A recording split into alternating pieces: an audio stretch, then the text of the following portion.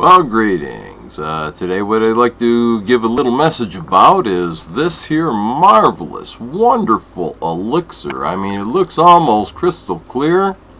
It actually is, other than this big Al bear on the front of the glass. But this is crystal clear. I had tapped a few maples earlier today. And, well, look at that. Wow. That's pretty monstrous. Anyway, you can take a look at the benefits of maple tree sap, birch tree, and other tree saps as well. And I'd like you to know how to make your own, because you might not actually have the taps and the buckets and everything else necessary to tap your own marvelous maple tree sap. 100%, I'm telling you, this is 100% maple tree sap. Came right from the tree. I was so impressed.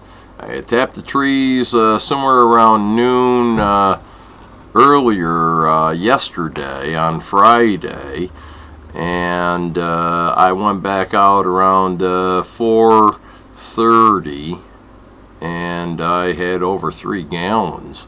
I mean, I only had 12 taps to begin with. 2 I put into a yellow birch, which won't even start flowing until, probably right around the time that the maple syrup, the maple sap, stops flowing. That's when the yellow birch starts. But what I want to tell you is how to make your own marvelous elixir. I mean, this maple tree sap is so full of nutrition. Now, you're not going to get as much nutrition as you will from the tree, okay, but you can make very close to this marvelous elixir that'll help your heart and your lungs and your every tissue. The frequencies in this is life, okay? If you can get it raw and fresh like this, if you got a maple tree, tap it yourself. I'm telling you, you will not regret it. But if you'd like the same or almost the same, okay, of course, when you use maple syrup or birch syrup or beech syrup or things of this sort, and you then go ahead and add water to it and such, to the proper equation, which of course, you got your red and your silver maples that take from like 50 to 60 gallons of sap to bring down to 1 gallon of syrup, maple syrup. Then you got your blacks and your sugar maples that take like 40 to 50 gallons of sap to make 1 gallon of syrup. So if you'd like to make your own sap, your own tree sap, the closest to what our Creator, and if you don't believe in creation, then our evolutionist had designed for us to actually enjoy, because we do, okay, and instead of in its condensed form that comes from heating. Now you got to heat this here in order to make maple syrup. It's got to be brought up to, I believe it's like 219.5 degrees is what I'm thinking, I was told, but it's over 212 degrees. Anything over 135 degrees kills many organisms, beneficial amino acids, things of this sort. It kills them off. So, even in maple syrup, though it is so beneficial because it still holds a lot of vitamins and minerals that haven't been, deteriorated through the heating process. I believe it's more of a preservative way to keep the maple sap almost in its, when you preserve, beets or beans or corn or anything else. You got to do it, if you're not doing it by freezing, you have to cook it. And when you cook anything, it kills off a lot of nutrients, but there's still enough nutrients left in it that'll keep you alive over the winter. Okay? Same thing with the maple sap from a tree. They condense it into pints or whatever, gallons, and gallons are quite expensive. You got to evaporate 50 gallons, give or take, for either variety to make 1 gallon of this. So how do you make this from, and I don't have a little jug to show you, maple syrup comes in, but if I did, I just hold it up and I say, see, this maple syrup here, what you do is you take 1 shot glass or 1 ounce of this maple syrup, you pour it into a pitcher or whatever, and then add 50 ounces or 50 shot glasses, okay, for some of y'all, that are suffering from some kind of hangover or something, 50 shot glasses of water. Now, it's best to use like a distilled water. Use distilled water, shake it up like crazy, okay, till it all dissolves, and it should come out kind of like this. And it should be pretty clear, too, but not as clear as this, because, in your smoking process for the maple syrups, and I say smoking process because your best maple syrups have got some smoke on it from the wood logs and such that are being burned to boil down the sap.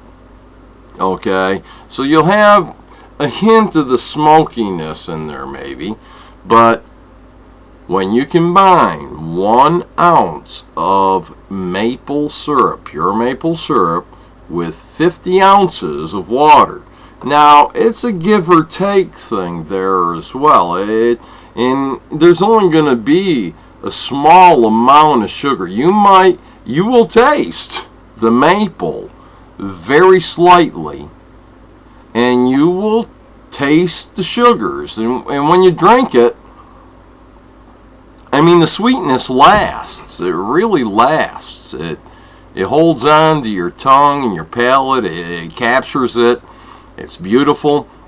But you got to realize your red and your silver maples, and they're not going to tell you on your maple syrup bottle what, species, for the most part, that the maple syrup is harvested from.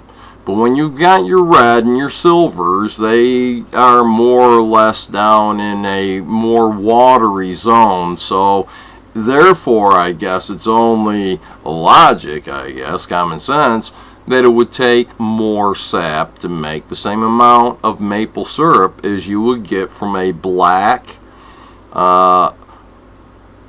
maple. And now the black maple, it's got them little helicopter dealies, okay? You got the 2 wings, they look like mutant flies, somebody, that put these flies in steroids, and they connect the 2 seeds, okay? And they come down, and depending on the wind, sometimes they take off like everywhere, okay? But those winged seeds are from a black maple, and a sugar maple also. They take from 40 gallons to 50 gallons to make 1 gallon of maple syrup. The reds and the silvers take from 50 to 60 gallons of sap to make 1 gallon of maple syrup. Okay? But the black and the sugar maples make a superior tasting maple syrup, but that doesn't matter.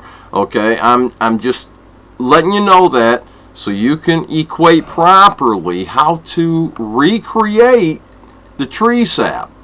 And drink this instead of your sodas, instead of those fruit, 100% fruit juice, 100% fruit juice, and then you read it and you see that it ain't 100% because they add all this crap to it, including vitamin C, where in most cases it comes from GMO grown corn to kill your ass and to sterilize your children, your males especially. Okay, so instead of sterilizing your males, let's go ahead, mix some maple syrup into some great distilled water, 1 ounce to 50 ounces, and then you could add more water to it if you like, because it shouldn't be really too sweet. It should have the hint. Oh. This is the true stuff. I mean, I just harvested this today. And this, I mean, I've gone through over again. I actually made chicken soup with it. Okay? Chicken soup. Think about it. Chicken soup with maple sap. Oh, delicious. So anyway, now you know how to go ahead and do your own. Enjoy it. And we'll see you later with the next hint. With the next whatever, the little videos that we do, nobody watches them anyway, so, well, if you do, may you be blessed.